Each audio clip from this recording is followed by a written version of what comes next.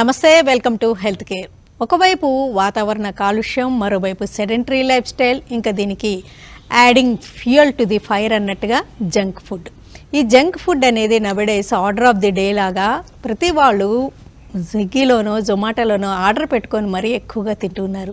మరి junk food వల్ల ఎలాంటి ఎఫెక్ట్ ఉంటుంది, మన శరీర వ్యవస్థల మీద ఎలాగ పనిచేస్తుంది, దీనివల్ల తలెత్తే కాన్సిక్వెన్సెస్ ఎలా ఉంటాయి, మరి మోడ్రన్ మెడిసిన్లో కానీ మరి ఆయుర్వేద పరంగా ఎలా అర్థం చేసుకోవాల్సి ఉంటుంది, వాతపిత్త కఫ లక్షణాలని బట్టి కూడా మన శరీరం రెస్పాండ్ అవుతుంటుంది. ఇలాంటి వివరాలన్నీ క్లియర్గా అడిగి తెలుసుకుందాం సీనియర్ కార్డియాక్ సర్జన్ మరియు ఆయుర్వేద పరిశోధకులు డాక్టర్ రవిశంకర్ పోలిశెట్టి గారిని అడిగి. నమస్తే sir, welcome to the show. అంటే ఇది అసలు పిల్లల దగ్గర నుంచి పెద్దల దాకా ఇంట్లో తినడం కానీ బయట తినడం కానీ ఆర్డర్ పెట్టుకొని తినడం కానీ జంక్ ఫుడ్ అనేది చాలా కామన్ అయిపోయిందండి. దీన్ని మీరేమంటారు? First of all junk food అంటే ఏంటి డిఫైన్ చేయాలి. ఎందుకంటే జంక్ అంటే, ఎందుకంటే నా లైఫ్ అంతా నేను నా 17 ఏట ఇండియా నుంచి వెళ్ళిపోయాను. అప్పటి నుంచి ఒక్కసారి కూడా ఇంట్లో తినలేదు. ఇప్పుడు కూడా హాస్పిటల్లో ఏది దొరికితే అదే తింటాను. అంటే అందరూ అలా చేయాలని కాదు, మన బాడీ తత్వం మనకి తెలిస్తే జంక్ అంటే ఏంటో ఫస్ట్ తెలుసుకుంటే అప్పుడు ఈజీ అయిపోతుంది ఆ ప్రాబ్లం. అది చాలా ఇంపార్టెంట్ క్వశ్చన్ అడిగారు మీరు. అందరూ నేను పిజ్జాలు తింటున్నాను, బర్గర్స్ తింటున్నాను. నేను 4 years నా కార్డియాక్ సర్జరీ రెసిడెన్సీ టైంలో టైం దొరక్క ఎవ్రీడే 2 large pizzas తినేవాడిని. అంటే అందరూ పిజ్జాలు తినాలని కాదు, తినకూడదని కూడా కాదు. అంటే ఎందుకు అలా? How did it not affect me? మరి నేను హ్యాపీగా ఉన్న 54 ఇప్పుడు నేను ట్రెడ్మిల్ మీద 18 km/h 20 km/h పరిగెడతాను. And I'm taekwondo black belt, extremely. అంటే మీరు అప్పుడు జంక్ ఫుడ్ తింటూ కూడా ఫిజికల్ గా ఫిట్నెస్ మెయింటైన్ చేశారా? ఈ మధ్య మెయింటైన్ లేదు, నేను ఫస్ట్ నుంచి ఐ లవ్ ఫిజికల్ ఫిట్నెస్. నేను సో అంటే నేను ఏమంటానంటే మన బాడీ తత్వాన్ని, అంటే ఇక్కడ జంక్ అనేది ఏంటి, ఎలా డిఫైన్ చేయాలి? ఇప్పుడు చూడండి, నార్త్కి వెళ్ళారు అనుకోండి, అక్కడ చపాతీలు ఎక్కువ వాళ్ళకి ఇష్టం, వాళ్ళు అవైతే తింటారు. ఆ చపాతీలు తినేవాడికి రైస్ ఇవ్వండి, వాడు చాలా లెథార్జిక్గా ఉంది, ఈరోజు రైస్ తిన్నాను, బాగా నిద్ర వస్తుంది అంటాడు. మన దగ్గర రాయలసీమ ఈ ప్లేస్లో మన అక్కర్లేదు, ఎందుకు నేనంటే చాలామంది ఉంటారు, వాళ్ళు లేదు మేము కొత్తగా చపాతీలు స్టార్ట్ చేసాము, మిల్లెట్ స్టార్ట్ చేసాము, మాకు సడన్గా కాన్స్టిపేషన్ స్టార్ట్ అయిందండి, అప్పటి నుంచి ఏమో కొన్ని రోజులు అయితే తగ్గుతుంది అనుకున్నాం, కానీ అది పెరుగుతూనే పోయింది కానీ తగ్గలేదు. అంటే దాని అర్థం ఏంటనంటే మన శరీర తత్వము, పరిసరాల యొక్క అంటే వాతావరణము, ఈ రెండింటిని అనుసరించి మనకి ఏదైతే సరిపోతుందో ఫుడ్ని అదే యుక్త ఆహారం అని అన్నారు.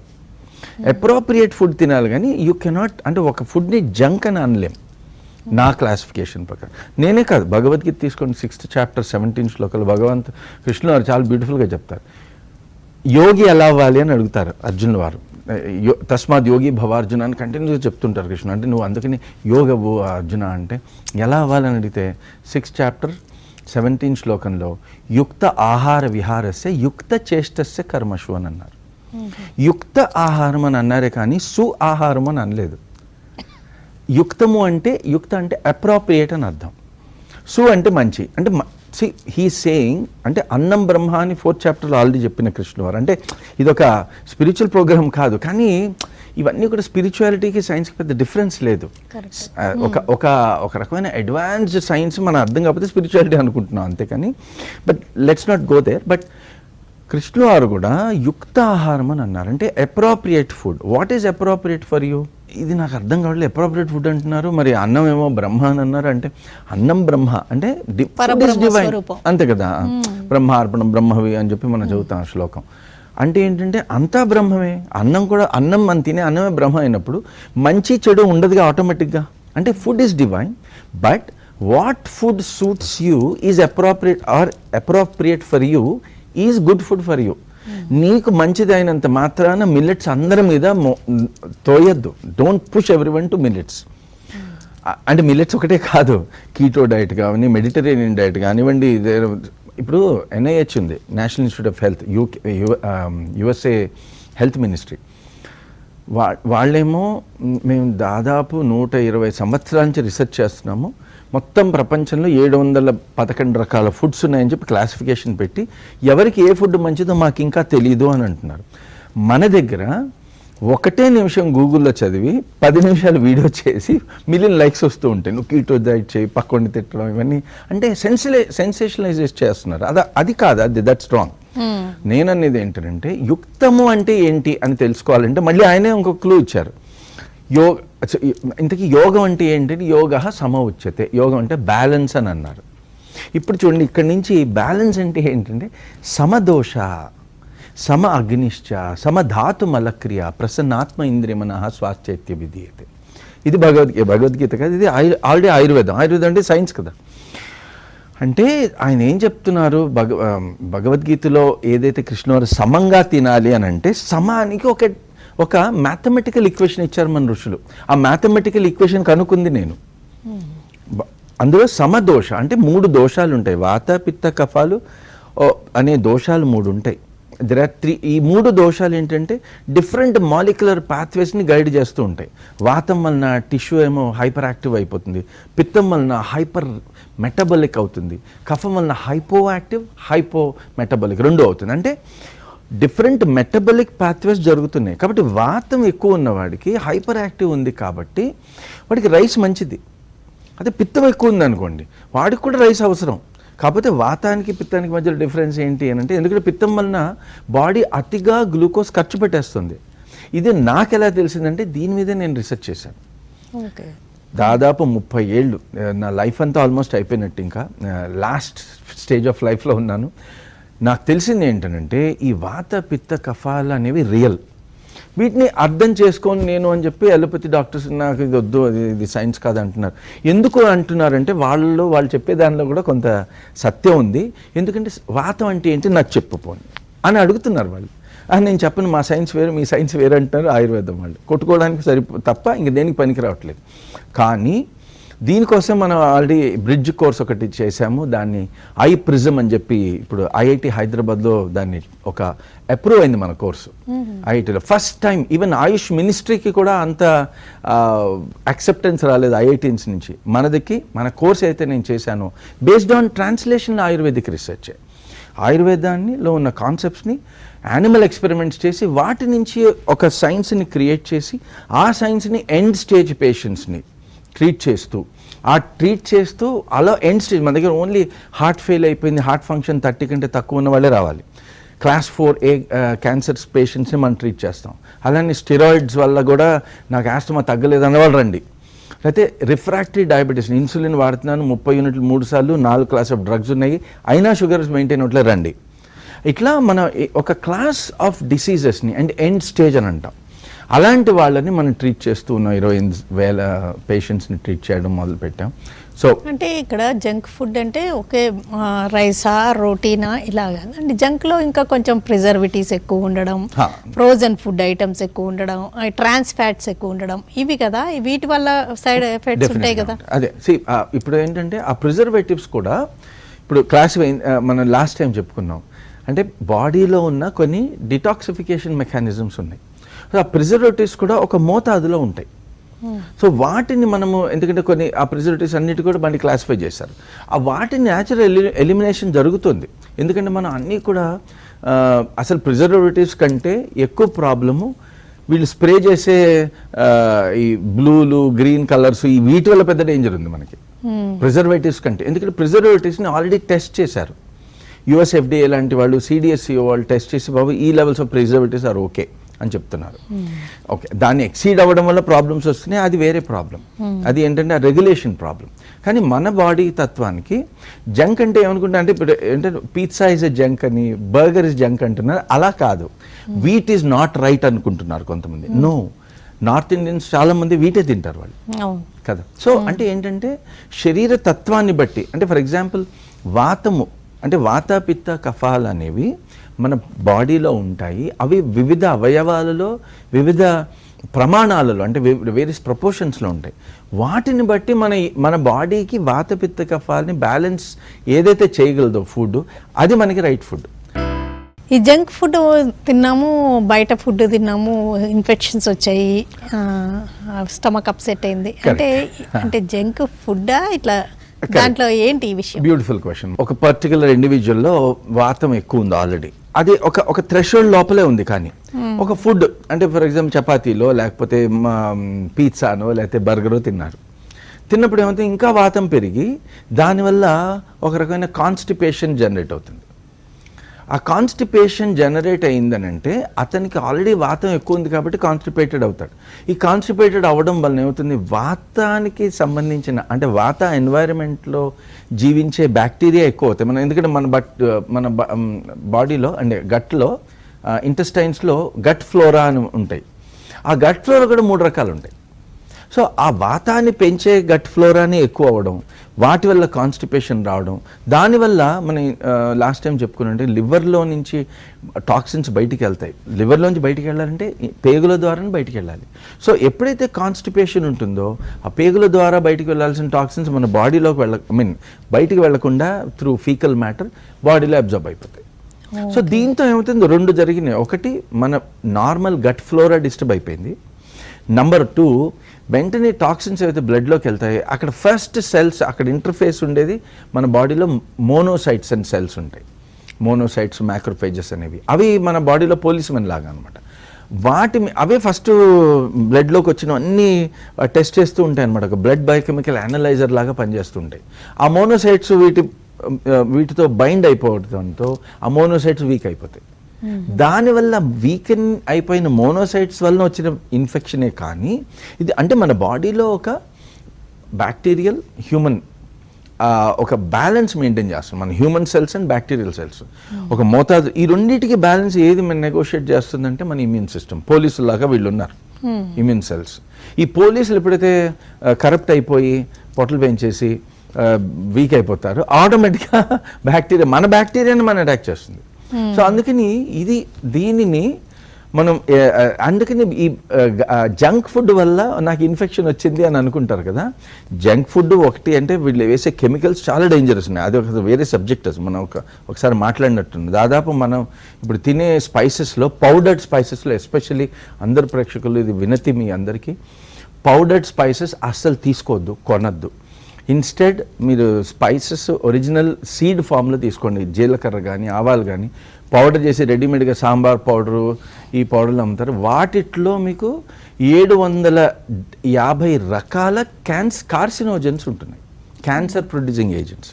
ఇది మన ఇండియాలో మనం చెప్పట్లేదు కానీ యూరోప్లో ఈ స్పైసెస్ బ్యాన్ చేశారు. ఒక 2 పెద్ద కంపెనీలు ఉన్నాయి, very highly branded. And I'm not against those companies. నేనేంటంటే ఆ కంపెనీస్ ద్వారా వచ్చిన స్పైస్డ్ ఫుడ్ యూరోప్లో, సింగపూర్లో, హాంకాంగ్లో, ఇంక్లూడింగ్ దుబాయ్లో కూడా బ్యాన్.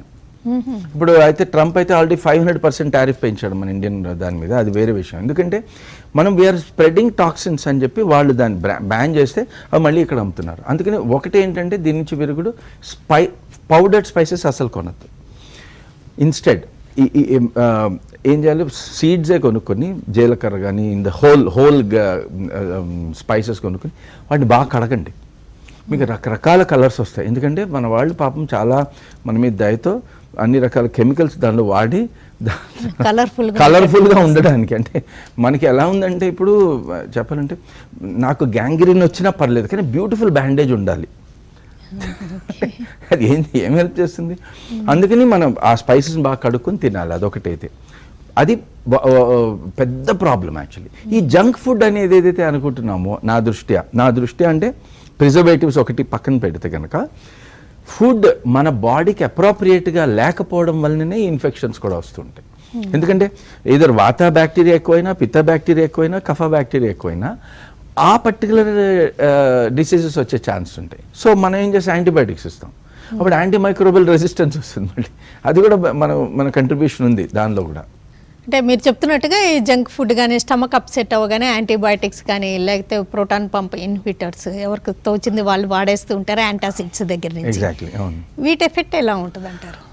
అది కొంతమందికి హెల్ప్ చేయొచ్చు. ఎందుకంటే మనం ఇప్పుడు యాంటాసిడ్ వాడాం, లేకపోతే మెయిన్గా జెల్యూసిల్ ఏం చేస్తుందంటే మనం అసిడిటీ ఏదైతే ఉందో న్యూట్రలైజ్ చేసి, న్యూట్రలైజ్ ఎప్పుడైతే యాసిడ్ అవుతుందో మన బాడీలో న్యూట్రలైజేషన్ రియాక్షన్ ద్వారా బాగా వాటర్ కూడా సెక్రీట్ అవుతుంది. అప్పుడు అది ఫ్లష్ అయిపోతుంది అన్నమాట. అంటే ఒక రకమైన మోషన్లో వెళ్ళిపోతుంది, లూజ్ మోషన్. అందుకని మన ఏన్షియంట్ కల్చర్లో కూడా రెగ్యులర్గా ఒక విరేచన కర్మ చేయమని చెప్తూ ఉంటారు. మీరు అంటే మన అమ్మ వాళ్ళు ఆ జనరేషన్ అడిగితే వాళ్ళు రొటీన్ ఎవ్రీ 6 months, 6 నెలలు అయింది డెఫినెట్గా గో ఫర్ పర్గేషన్ థెరపీ, అంటే విరేచన కర్మ. ఎందుకు అని అంటే ఈ ఎక్సెస్ టాక్సిన్ ఏదైతే ఉందో లేకపోతే పిత్తాన్ని మనం ఎలిమినేట్ చేయాలని, అంటే ఒక్కొక్క రీజన్లో ఒక్కొక్కటి. మనం నార్త్ ఈస్ట్కి వెళ్ళాం అనుకోండి, అక్కడ వమనం అంటే వామిటింగ్ అనేది న్యాచురల్ అయిపోయింది. అంటే బహుశా ఆ ఏరియాలో కఫ టాక్సిన్స్ ఎక్కువ ఉండుంటాయి. సో అందుకని వమనం అనేది కఫతత్వాన్ని పెంచడానికి, కఫతత్వానికి సంబంధించిన టాక్సిన్స్ని తగ్గించడానికి యూజ్ చేసేవాళ్ళు మన దగ్గర ఆయుర్వేదంలో. సో అందుకని ఈ యొక్క యాంటాసిడ్స్ వెరీ గుడ్, బట్ అది సరిపోదు. ఎందుకంటే కొన్నిసార్లు ఏమవుతుందంటే మన యాసిడ్ నార్మల్గా ప్రొడ్యూస్ అయినా యాసిడ్ని న్యూట్రలైజ్ చేసేది బైల్ జ్యూస్ అనమాట మన డ్యూడెనంలో, పేగులలో ఫస్ట్ పార్ట్ ఆఫ్ ద ఇంటెస్టైన్లో. అక్కడికి బైల్ జ్యూస్ ఎక్కడి నుంచి వస్తుంది? లివర్ నుంచి వస్తుంది. సో లివర్ సరిగా పనిచేయలేదు, లివర్ స్లగ్గిష్గా పనిచేసి లివర్లో కఫతత్వం ఉండి లివర్ అంటే లివరు స్లోగా బైల్ జ్యూస్ని రిలీజ్ చేసింది అనుకోండి, వచ్చిన యాసిడ్ న్యూట్రలైజ్ అవ్వదు. మీకు దాని వల్ల కూడా ఇంటెస్టైనల్ డిస్బయోసిస్ జరిగే ఛాన్సెస్ ఉంటాయి. సో లివర్ని నార్మలైజ్ చేసే మందులు మన దగ్గర లేవు. సో ఇలా అంటే ఇది అందుకని మన ఇంటిగ్రేటివ్ అప్రోచ్లోనే దీన్ని మన బాడీని అడ్రస్ చేయాలి. కాబట్టి ఈ యొక్క లివర్లో ఉన్న కఫతత్వాన్ని, అంటే దానికి కఫహారకాలు, కాలేయాని కఫహారక అని చెప్పి ఒక కేటగిరీ ఆఫ్ మందులు ఉన్నాయి ఆయుర్వేదంలో. వాటిని ప్రాపర్గా మ్యానుఫ్యాక్చర్ చేయాలి. ఇప్పుడు ఏది పడితే లెఫ్ట్ అండ్ రైట్ వాటిని ఎలా పడితే ఇలా మ్యానుఫ్యాక్చర్ చేస్తున్నారు, అది పెద్ద ప్రాబ్లం ఉంది ఇప్పుడు. ఎందుకంటే దానివల్లనే ఐఎంఏ వాళ్ళు రీసెంట్ స్టడీ చేశారు, కిడ్నీ ఫెయిల్యూర్ ఎక్కువ అయిపోతుందని చెప్తున్నారు. సో అంటే ఇది there are so many problems, but అన్నిటికీ సొల్యూషన్స్ అని, that's what I can say for sure. Herbal medicines and Ayurveda medicines, లేకపోతే మీరు ఈ మధ్య రీసెంట్గా ప్రిజమ్ ట్రీట్మెంట్స్ అని, లేకపోతే సిస్టమ్ మెడిసిన్ అని అంటున్నారు, వీటన్నిటిలో ఏంటి డిఫరెన్సెస్? ఇప్పుడు హెర్బల్ మెడిసిన్ అంటే ఒక herb, for example green tea ఉందనుకోండి, గ్రీన్ టీలో మనకి బయోఫ్లవోన్స్ ఎక్కువ ఉంటాయి. ఆ బయోఫ్లవోన్స్ వలన బాడీ డీటాక్స్ అవుతుంది అనేది ఒక సైంటిఫిక్ ఆల్గోరిథం. కానీ ఆ గ్రీన్ టీ వల్ల ఈ బయోఫ్లవోన్స్ ఏవైతే ప్రొడ్యూస్ అవుతున్నాయో, అంటే ఆ గ్రీన్ టీలో ఉంటున్నాయో, అవి జనరల్లీ కొంచెం వాతాన్ని పెంచుతాయి. సో ఆల్రెడీ వాతం ఎక్కువ ఉన్న వాడికి గ్రీన్ టీ మంచిది కాదు. ఓకే, అట్లా. అదే కఫం ఉందా, పిత్తం ఉందా, కాఫీ ఉందండి, కాఫీలో కెఫీన్ అని చెప్పి థియోబ్రోమిన్ అని ఉంటుంది, అది కూడా వాతాన్ని పెంచుతుంది, కానీ పిత్తాన్ని కూడా పెంచుతుంది, పిత్తాన్ని తగ్గిస్తుంది. దాంతో పిత్తం ఎక్కువ ఉన్న వాళ్ళకి కాఫీ మంచిది, పిత్తం ఎక్కువ వాతం తక్కువ ఉన్న వాళ్ళకి. అంటే అదే ఎవరో కొంతమంది సెడెంటరీ లైఫ్ స్టైల్ ఇష్టం వాళ్ళకి. ఇప్పుడు ఎవరికి సూట్ అవుతుంది అనేది ఎవరికి వాళ్ళు సొంతంగా అర్థం చేసుకోగలరా? ఇంపాసిబుల్ అది. మన శరీర తత్వాన్ని మనకి డెఫినెట్గా అది కొంతవరకు మనకు అర్థమవుతుంది. అక్కడే VPK42 అనేది ఇంపార్టెంట్. ఎందుకంటే ఇప్పుడు ఏమవుతుంది, ఇప్పుడు మీరు చూడండి ఒమేగా-3 ఫ్యాటీ యాసిడ్స్ ఉన్నాయి. ఒమేగా-3 ఫ్యాటీ యాసిడ్స్తో కూడా హార్ట్ అటాక్ వచ్చిందని జాన్స్ హాప్కిన్స్ రిపోర్ట్ ఉంది, జాన్స్ హాప్కిన్స్ యూనివర్సిటీ రిపోర్ట్. ఒమేగా-6తో ఎట్లానే they are known to produce heart attacks. అలా ఒమేగా-9 ఇంతకీ ఏం తినాలి? సో ఎందుకంటే ప్రతి ఫుడ్ మీరు నేమ్ చేయండి, వాట్ ఎవర్ ఫుడ్, మిల్లెట్స్తో కిడ్నీ ఫెయిల్ అయిన పేషెంట్స్ ఉన్నారు. ఎందుకు దానిలో అగైన్ దెర్ ఆర్ సెవెరల్, అంటే మాలిక్యులర్ పాత్వేస్కి వెళ్తే మన ప్రేక్షకులకు అర్థం కాదు. అలా చపాతీల వల్ల నెగిటివ్ ఎఫెక్ట్స్ ఉన్నారు, రైస్ వల్ల మీ బ్లడ్ గ్లూకోజ్ సడన్గా పెరిగిపోతుంది, డయాబెటీస్ వచ్చే ఛాన్స్ ఉంది, కాబట్టి రైస్తో ప్రాబ్లం ఉందని అంటున్నారు. ఇలా మనం ఇండివిజువల్గా చూడకూడదు. సిస్టమ్స్ మెడిసిన్ అంటే ఏంటంటే ఒక పర్టికులర్ ఎన్వైరన్మెంట్లో రైస్ ఏం చేస్తుంది అనేది తెలుసుకోవాలంటే ఆ ఎన్వైరన్మెంట్ ఎన్ని రకాలుగా ఉంటుంది. బాడీలో మనం ఇంటర్నల్ ఎన్వైరన్మెంట్ అంటూ ఉంటాం ఎలోపతిలో. ఆ ఇంటర్నల్ ఎన్వైరన్మెంట్ 3 రకాలుగా ఉంటుందని చెప్తున్నారు మన ఋషులు. And it is true, that is what we proved అనమాట. ట్రూ అంటే నేను చెప్పానని వినద్దు, దీనికి సైంటిఫిక్ ఎక్స్పెరిమెంట్స్ చేసాం. వాతము, పిత్తము, కఫం అని మోడల్స్ క్రియేట్ చేసి వాటి వల్ల వాత ఎన్వైరన్మెంట్ అంటే ఏంటి, దానికి అంటే అప్పుడు దానికి ఒక బుక్ రాసి పబ్లిష్ చేసి దాని గురించి చెప్పాను. అలానే పిత్తం అంటే ఏంటి, కఫం అంటే ఏంటి, దాని ఇంటర్నల్ ఎన్వైరన్మెంట్ ఎలా ఉంటుంది, దానిని బట్టి మీ యొక్క లైఫ్ స్టైల్ ఎలా ఉండాలి. కఫం ఉందనుకోండి ఎక్కువ, అలాంటి వాళ్ళకి వాళ్ళని బాగా టెన్షన్ పెట్టాలి. వాతం ఎక్కువ ఉన్న వాళ్ళకి టెన్షన్ తక్కువ పెట్టాలి. అలా లైఫ్ స్టైల్ కూడా వాతం ఎక్కువ ఉన్న వాళ్ళకి ఎక్కువ నిద్ర కావాలి, కఫం ఉన్న వాళ్ళకి తక్కువ నిద్ర కావాలి, పిత్తం ఉన్న వాళ్ళకి మోడరేట్గా కావాలి. సో మీ లైఫ్ స్టైల్ అంటే యుక్త ఆహారము విహారము రెండు కూడా is a product or A mathematical function of your వాత పిత్త కఫ. ఆన్ ది హోల్ మీరు చెప్పొచ్చేది ఏంటి అంటే జంక్ ఫుడ్ బయట తినేటప్పుడు ఏం గమనించాలి, ఎలాగ అర్థం చేసుకోవాలి, ఎలాగ కేర్ఫుల్గా ఉండాలి, తినాల్సిన పరిస్థితులు కూడా ఉంటూ ఉంటాయి ట్రావెలింగ్ లాంటివి ఎక్కువ ఉండే వాళ్ళకి. డెఫినెట్గా బయట తినడం అనేది అంటే ఆ కిచెన్ ఫస్ట్ నన్ను అడిగితే కనుక instead of looking at junk food definitely look at it. Preservatives ఏం వాడుతున్నారు అది మన కొన్ని లేబుల్స్ చెక్ చేసుకోండి. కొన్ని ఆ ప్రిజర్వేటివ్స్ వాడుతుంటే కనుక డెఫినెట్లీ అబ్స్టైన్ ఫ్రమ్ దట్.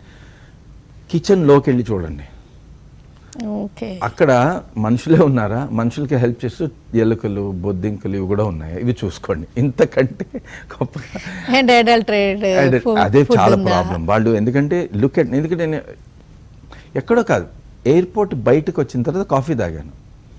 ఆ కాఫీ తాగితే నాకు వెంటనే వమనం అయింది, అంటే వామిటింగ్ జరిగింది. నేను ఆ లేబుల్ చూస్తే milk just 1 month old milk. అంటే ఇలా మైండ్లెస్గా యూజ్ చేస్తున్నారు. సో ఇది కూడా జంక్ ఫుడ్ ఖాతాలో కలిపేస్తున్నారు. అది నా బాధ. జంక్ ఫుడ్ ప్రాబ్లము అది. అంటే పిజ్జాస్ బర్గరే కాదు, మన చుట్టూ ఇంకా అంతకంటే ప్రమాదకరమైన డేంజరస్ థింగ్స్ ఉన్నాయి. అది నేను అనేది ఫస్ట్ లేబుల్ చూడండి, అందులో ప్రిజర్వేటివ్స్ ఎంతవరకు వాడారో అది చూడండి. నంబర్ 1. నంబర్ 2, కిచెన్ డెఫినెట్గా చూడండి.